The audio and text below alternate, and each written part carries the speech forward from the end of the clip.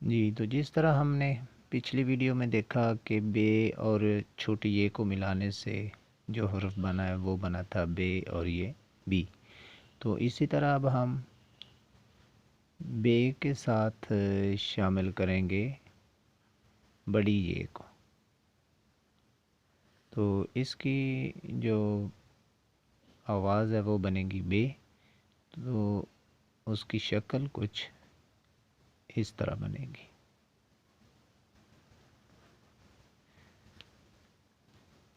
Viewers, हमने इसको भी 3 हिस्सों में तकसीम किया है। ये नंबर 1 हिस्सा है, इसे हमने नंबर 2 किया है, और ये नीचे जो है नंबर 3 है।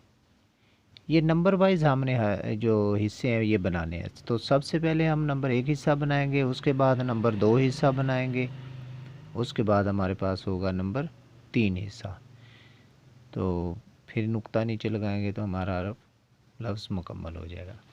आइए हम इसको लिखना सीखते हैं, कैसे कलम के साथ लिखा जाएगा।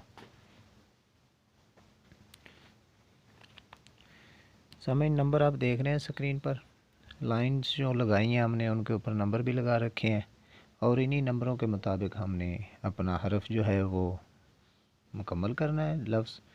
तो इसको भी हम लाइन नंबर 4 से शुरू करेंगे, इसे हम लेके आएंगे लाइन नंबर 6 और 7 के वस्त तक। उसके बाद नंबर 2 हिस्सा बनाएंगे, वो हम लेके आएंगे लाइन नंबर 8 के बराबर।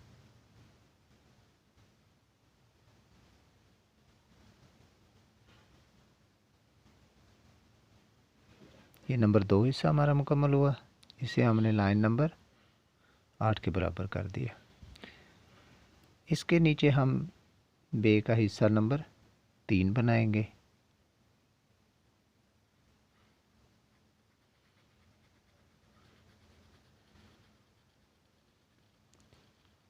ये हम पीछे 11 कत लेके जाएंगे।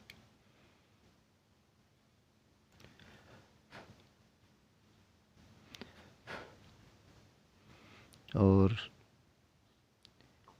इसके नीचे हमने ये नुक्ता लगाया और हमारा हरफ जो है बे वो इस तरह मुकम्मल होगा। तो आज हमने बे का सिलसिला जो था वो अल्हम्दुलिल्लाह मुकम्मल कर लिया है।